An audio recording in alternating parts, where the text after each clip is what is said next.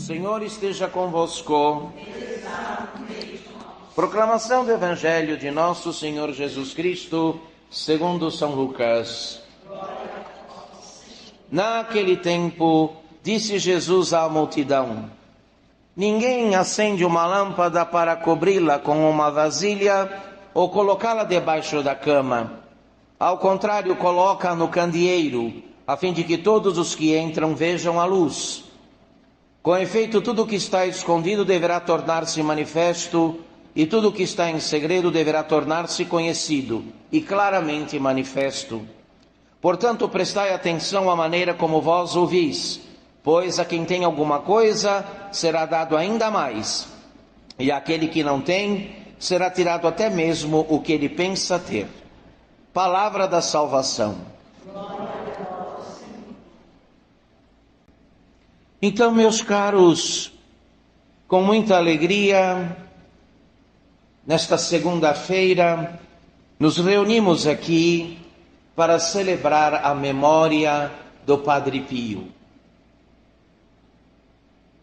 que, como rezou a primeira oração desta missa, se dispôs a imitar Jesus Cristo na sua paixão. Qual é o segredo daquele franciscano capuchinho, não é? Lá daquele canto perdido da Itália, São Giovanni Rotondo. Qual era o segredo dele? Alguém que se dispôs a tomar parte na paixão de Cristo. A paixão de Jesus, quanto ao tempo, já está encerrada. Ele já morreu e ele já o quê? Ressuscitou. Ele, cabeça da igreja, já tem a sua parte quanto à paixão feita, realizada, consumada. Mas os membros ainda não.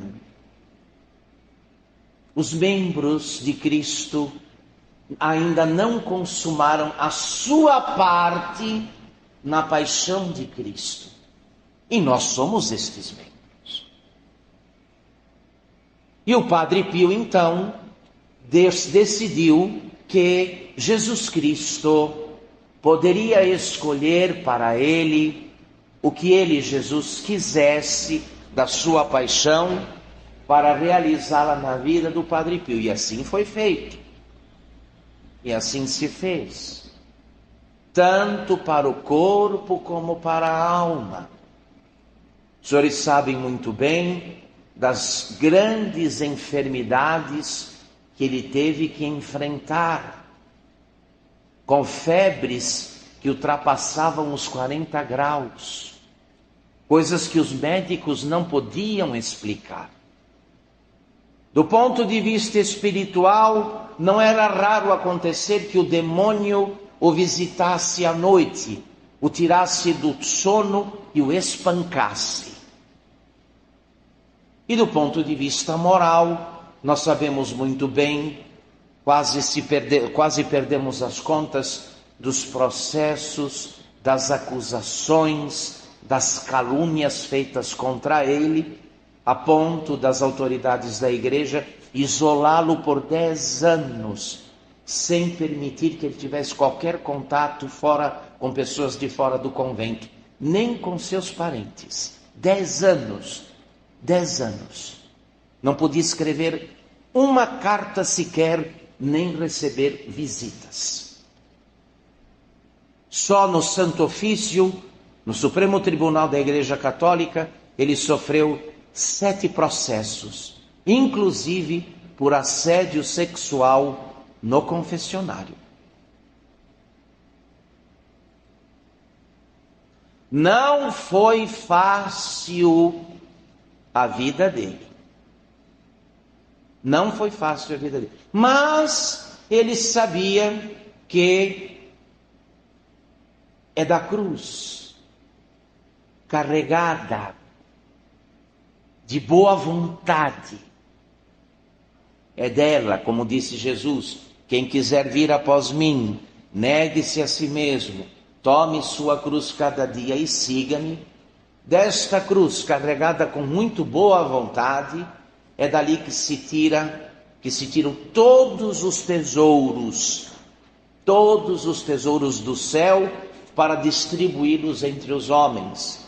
Coisa que o Padre Pio fazia muito bem, quando dedicava-se a horas seguidas a fio, a atender os penitentes no confessionário e obtendo a conversão, a emenda, a mudança de vida deles.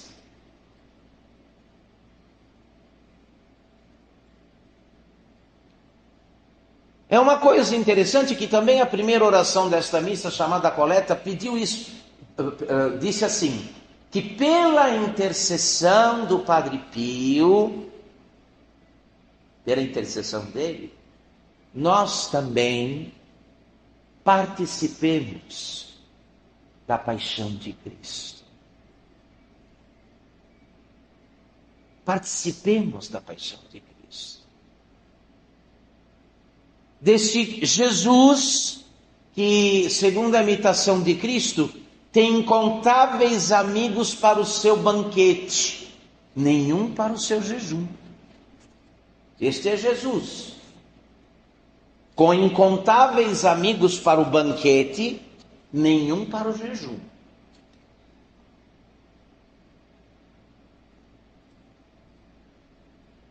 E este é todo o segredo da santidade do Padre Pio e deve ser o nosso também.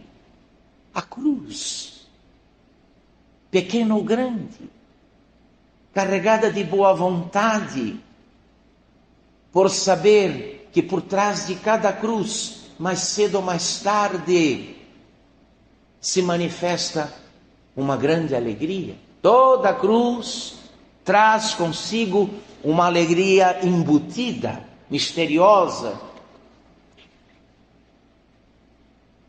E não consta que o Padre Pio, apesar do seu rigor, apesar de ser um homem rigoroso com relação aos pecadores que não queriam emendar a vida, por outro lado ele era um homem muito alegre, bem-humorado, divertido.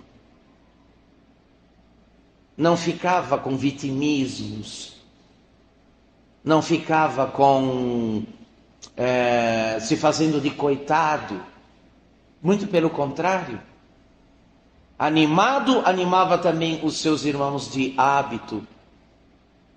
E por fim, eu queria lembrar que este grande santo, que como disse o Evangelho de hoje, que não se acende uma lâmpada para cobri-la com uma vasilha ou colocá-la debaixo da cama. Ao contrário, a lâmpada é colocada no candeeiro, a fim de que todos os que entram vejam a luz. Essa é uma metáfora muito boa, que se aplica muito bem ao Padre Pio. Uma luz, mas para iluminar particularmente os sacerdotes. Os sacerdotes.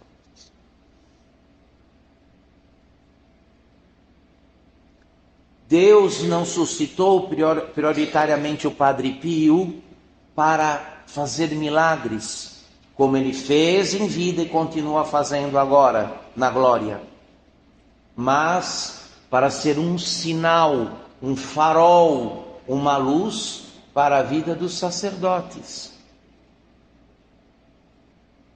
E eu vou dizer aos senhores e às senhoras aqui, a Igreja Católica passa por uma grave crise, os senhores e as senhoras devem saber bem, em todos os sentidos, e qualquer crise na Igreja é sempre crise do sacerdócio.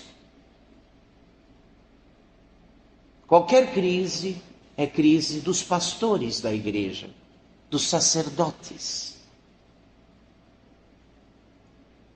Por isso, como que a providência divina, como que prevendo essa situação que nós vivemos hoje, aprouve suscitar, chamar Francisco Forgione, que era o nome de batismo dele, Francisco Forgione, Depois, com os votos religiosos na ordem dos freis capuchinhos, mudou para Pio, Padre Pio. Aprove a providência divina que ele estivesse perto de nós no tempo.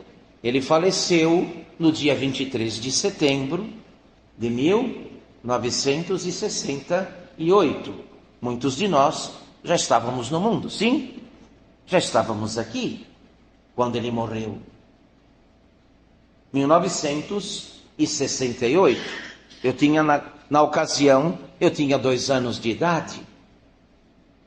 Mas Deus quis que o Padre Pio e que a vida dele fosse como que uma luz, um mapa, um caminho para os padres serem bons, verdadeiros e santos, como ele foi.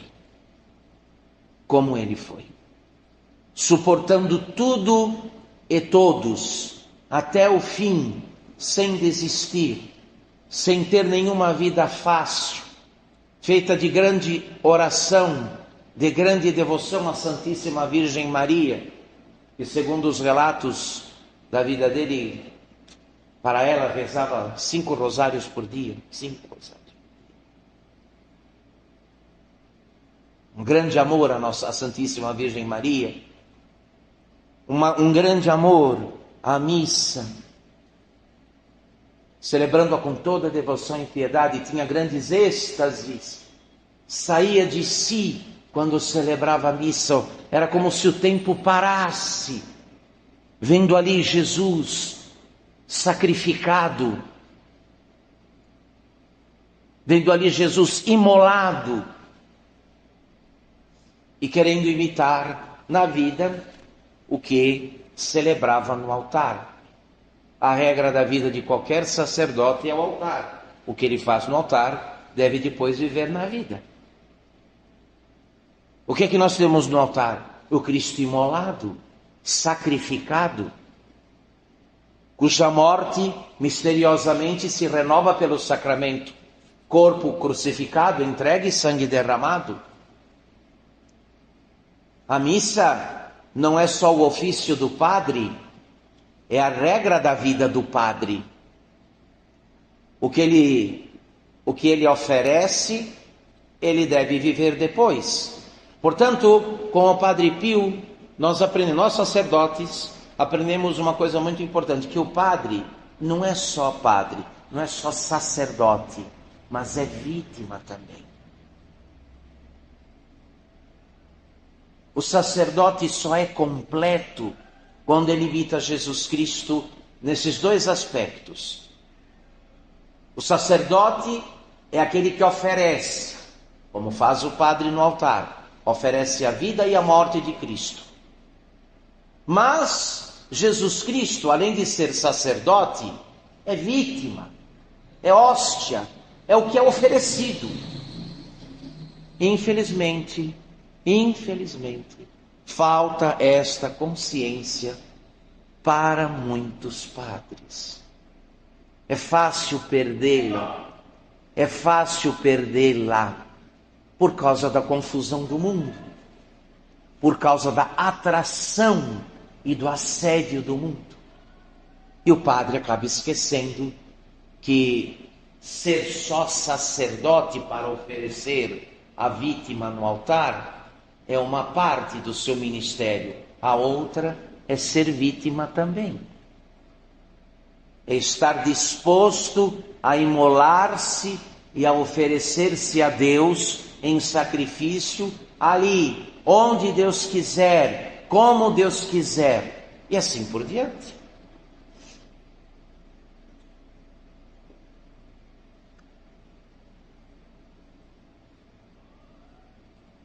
Guardadas as devidas proporções, o mesmo vale para todo fiel católico consciente. Todo fiel católico consciente sabe que tem uma parte a cumprir, a realizar na paixão de Cristo. Ele cabeça, já cumpriu plenamente a parte dele. Mas nós, membros, ainda não cumprimos. Nós, membros, ainda temos uma dificuldade de compreender e de aceitar que os nossos sacrifícios unidos ao de Jesus servem para salvar ao mundo,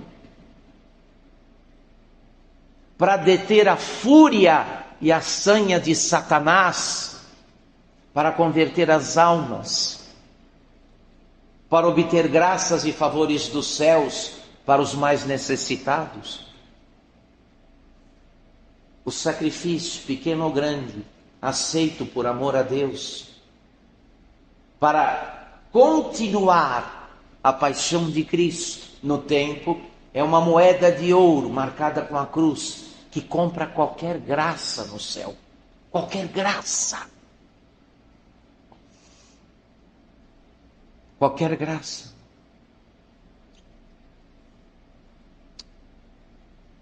Então, essas coisas estão para nós como para eu não lembro agora o nome da profissão deste coletor de pedras preciosas. Eu vi um vídeo de um senhor que numa estrada de terra, eles colocaram cascalho, pedras lá de uma pedreira quebradas, para facilitar a passagem dos carros, para os carros não atolarem na lama.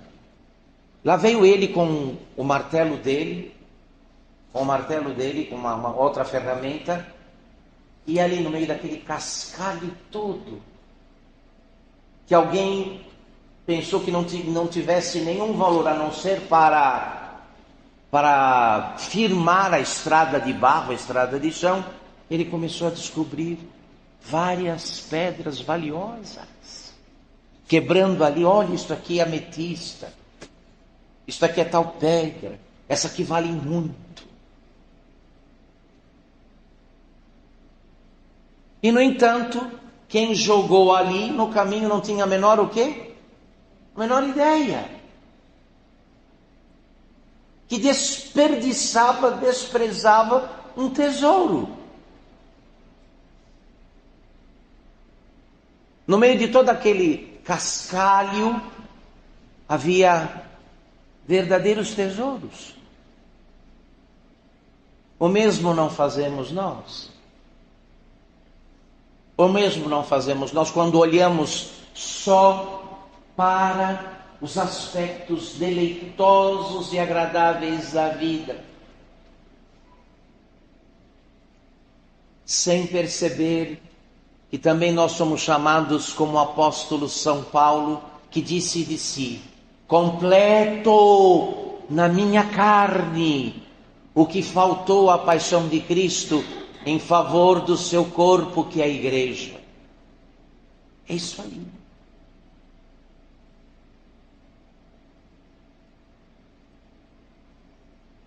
Eu espero, e hoje de modo particular celebrando a memória do Padre Pio, que nós tenhamos amadurecido já depois de tanto tempo de igreja, tantas missas, tantas comunhões, tantos rosários, tantos retiros, tantas palestras, tantos sermões, tantos livros, que nós tenhamos amadurecido de tal modo a não recusar a nossa parte na paixão de Jesus, de oferecer algo da nossa cruz, bem carregada de boa vontade pela salvação das almas.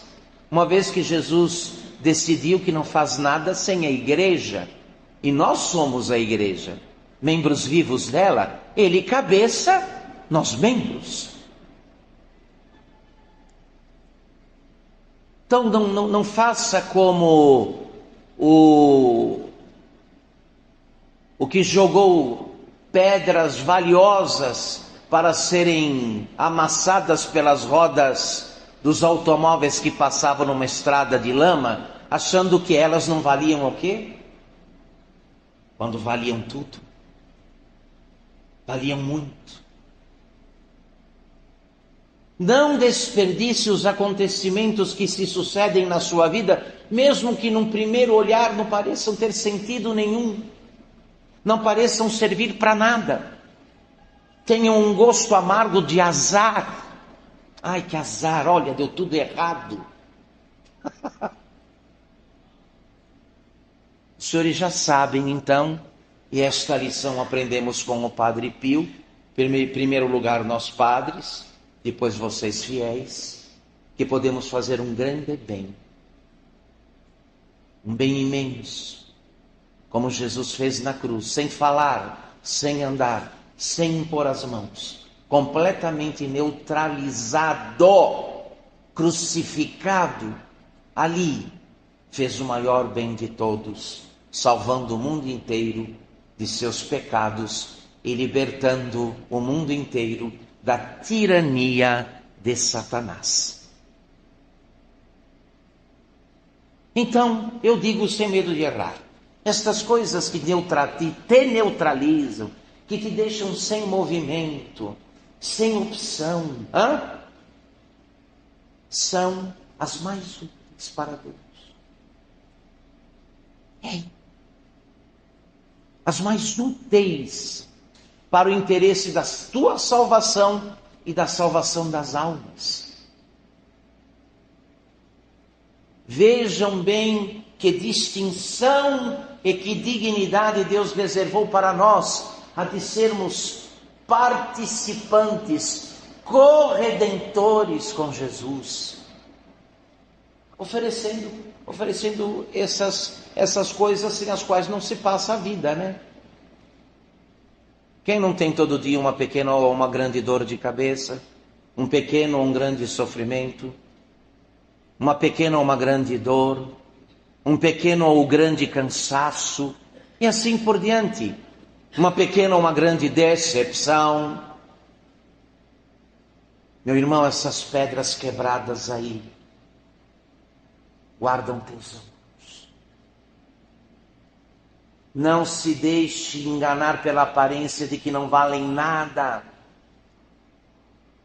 Um pouco de oração e tirando essa casca de cima vai te fazer descobrir rapidamente que você tem um tesouro imenso, imitando Jesus, imitando o Padre Pio, que neste quesito foi grande. Olha aqui, tão identificado o Padre Pio estava com estas coisas, que Jesus Cristo decidiu marcá-lo com o quê? Os estigmas.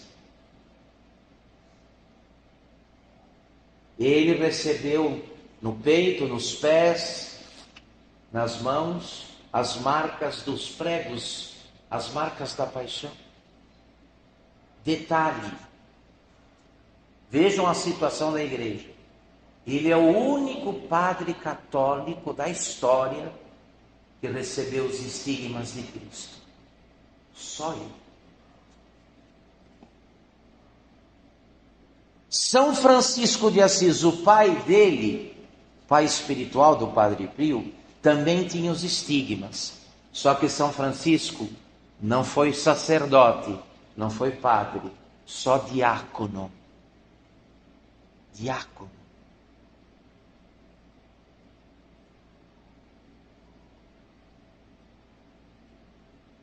Porque do ponto de vista do assunto que estou tratando com vocês, os mais difíceis de convencer que o cascalho é um tesouro, somos nós. Os padres. Não é difícil ensinar isso a vocês fiéis. Mas os padres não entendemos essas coisas. Não entendemos.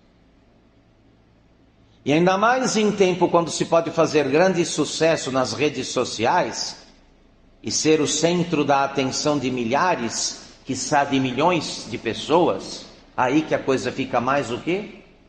Mais difícil. Mais difícil.